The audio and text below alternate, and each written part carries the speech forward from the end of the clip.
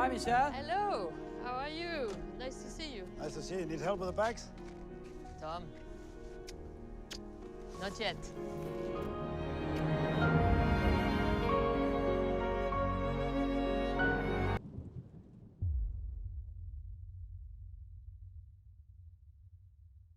Times I was driving the car around the gas station when people were coming in for refueling. Yeah, for me it was completely different because my surrounding was not at all motorsport. You were not born on the gas station, I No, imagine. not at all. I was born in the field of rose and jasmine, so it's completely different. Yeah. My family was growing flowers for the perfume in Grasse, which is the capital of perfume. I started driving by myself. I was 14, but just because, you know, it was fun. I was a young girl, very active, very sportive, and ready for any adventure. So I wanted to move the car. I don't know why. So one day I took my father's Citroën 2 CV, you know, the small car. And with friends, I said, oh, we have to move the car. So up, I started to drive. And my father saw the car passing through the kitchen window, and he said, somebody is stealing my car or what? And then he realized it was me. For me, a car was independence, freedom, moving around, going, traveling, but nothing to do with motorsport. Motorsport arrived to my life when I was 21. End of 72, I started to do Monte Carlo as a co-driver. My father loved rally, loved cars. So what he couldn't do, he offered to me. He said, you know, I know you like to drive. To see you on the passenger seats, you know, I don't like it. Why don't you try? I said, okay, but what I will do? He said, okay, I will buy you a car. I will pay for good condition for 1 year. And if you are good enough, you will continue. If not, you will stop. Oh, I said, okay, I will try to show you that I can. Donc, droite et gauche à fond. Droite 85 qui resserre.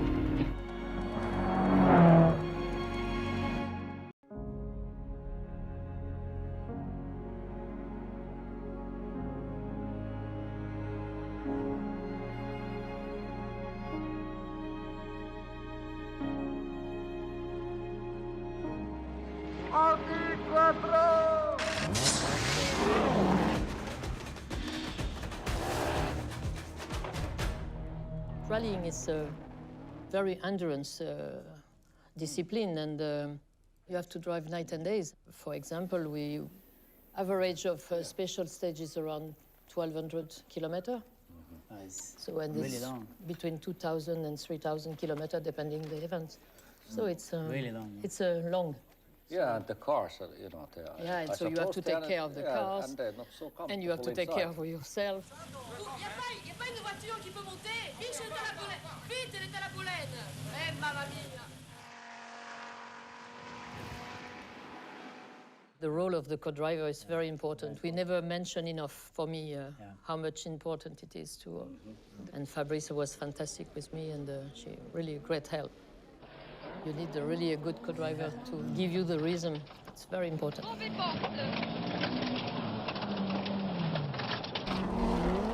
We started the first season in 1981 with Audi. And nearly at the end of the season in Sanremo,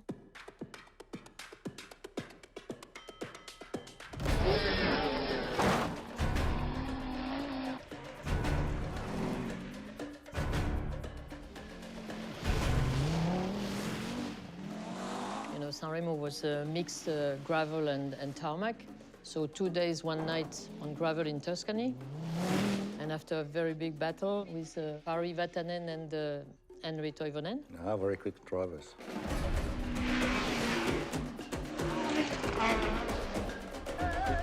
I was leading for the first time the rally by a few seconds, 30 seconds, I think, something like that. So, of course, first time, a lot of pressure, a lot of nervosity, and I couldn't sleep, and we had like 4 or 5 hours to relax in Sanremo, and we had the last night, it was a very long stage, 50 kilometers around the Sanremo on asphalt.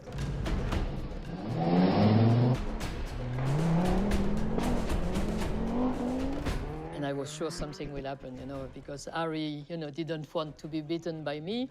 I look at Fabrice and I said to her, one of us will make a mistake. So we will start like if it is the first stage of the rally.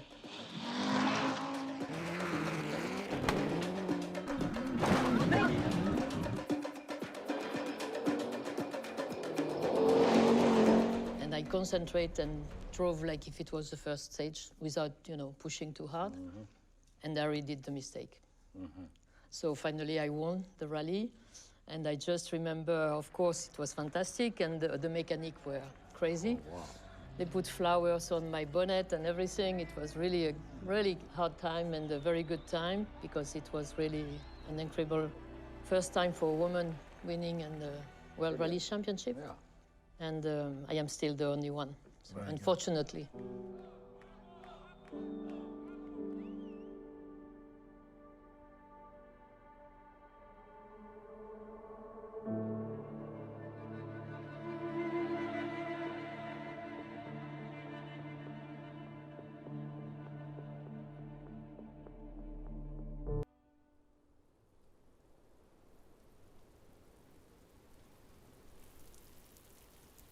I started my season 1982.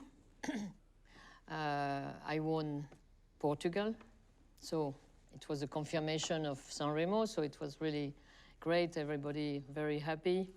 Then we went to Greece.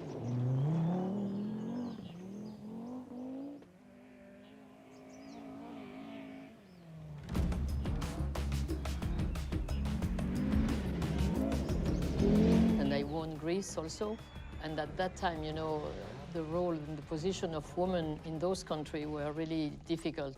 And I really remember, all the old lady on the side of the road with flowers. I mean, it was really a very special moment, to see that people realized that it was a team of two women winning, so it was special. The next round of the championship could see you overtaking Walter or perhaps drawing level. Could we possibly see a lady world champion this year? I don't want to think about the world championship, I want to think about each event, and we will see on the finish. And the fight was with Walter Hall at that time. And we were in the penultimate event, was in Ivory Coast.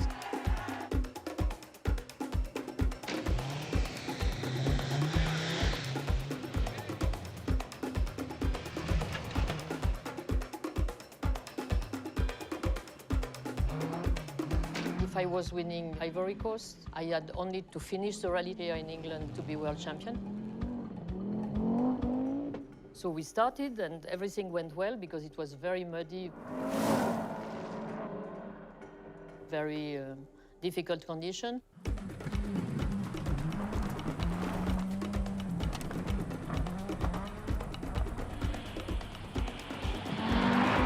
I started to be leading a lot, and middle of the rally I was more than 1 hour, 20 minutes lead on Walter.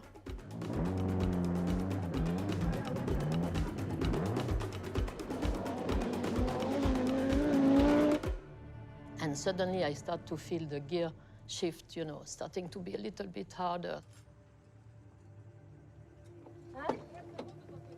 30 seconds, quickly. Yes, come on. Yeah, we lost 5 minutes for you yesterday. Hey, ça va pas se passer. I spoke with Hanu and I said, what we do? He said, we have 1 hour, 20 minutes, no, don't think about it. We change the gearbox and that's all. So we decide the places where we will change the gearbox. Normally it was around 20 minutes to change at that time.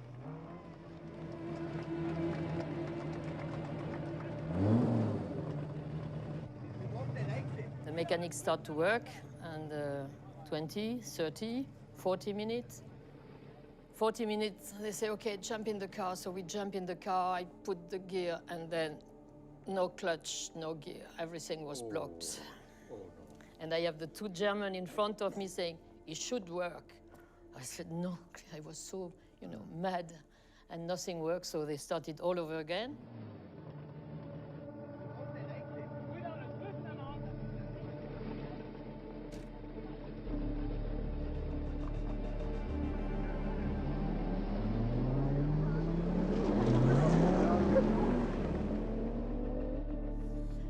So I lost all my time, and then it was foggy condition, and you know, in Portugal, Walter on fog, I catch him 2 minutes on a 8-kilometer stage, because it's so important with your co-driver to have good notes, and you don't see anything, but just you hear, you know, 100 meters, and you go.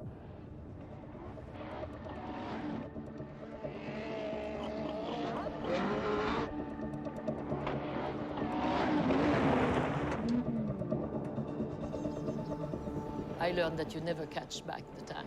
I was confused with the note, and I rolled the car, and we stopped there.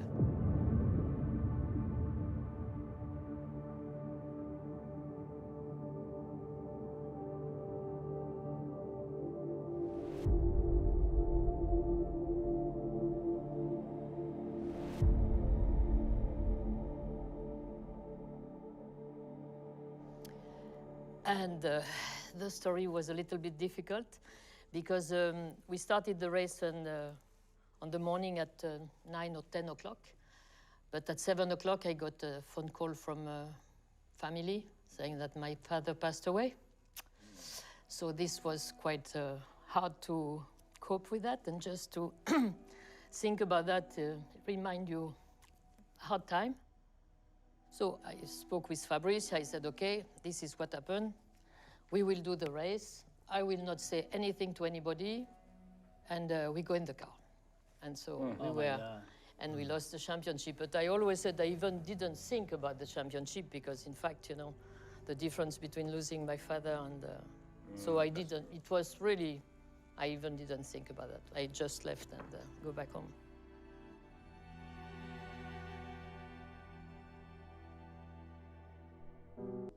So, you know, for me, after 5 years championship, I was starting to be a little bit tired. You know, it was 300 days a year you are out. And so I wanted to slow down a little bit. I didn't know how. Jean Todt, who was a Peugeot team manager, proposed me to do 2 events with them in the World Championship with a Peugeot 205.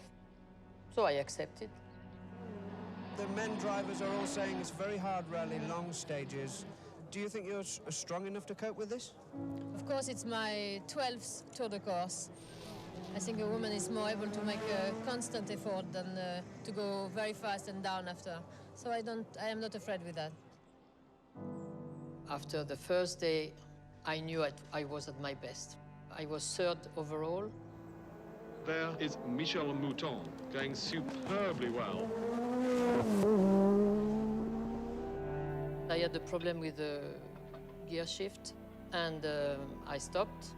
But for me, it was my best rally. After that, I knew that I would miss my family life, and I was 35, and for me it was clear. I said to Frederick, who was my partner at that time, I said, okay, it's the end for me. And I stopped there, and I never regret that, because I had my daughter Jessie the following year, and so it was great, a great time.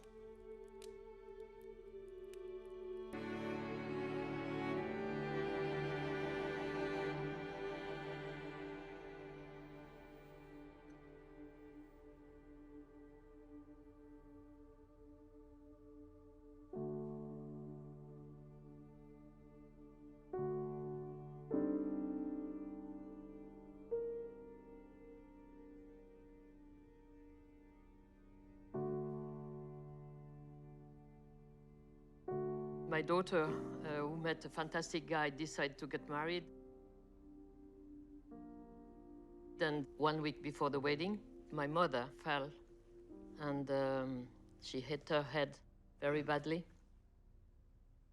She was 90 years old, so of course it was panic. We saw the doctors.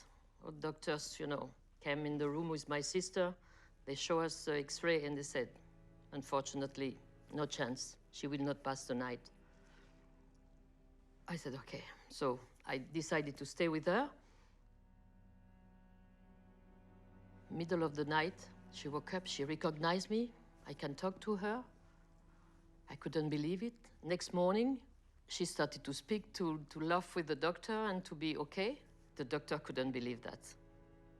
So for us, you know, it was fantastic. So we continued the wedding, and then she was asking me, have you booked the hairdresser for me? And she has her dress ready, everything ready.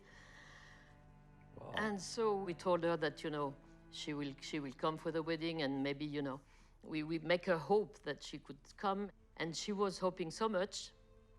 During the wedding, we had a best friend who came to her and stayed with her, but she told her that the wedding was going on, and she will see the video, she will see everything.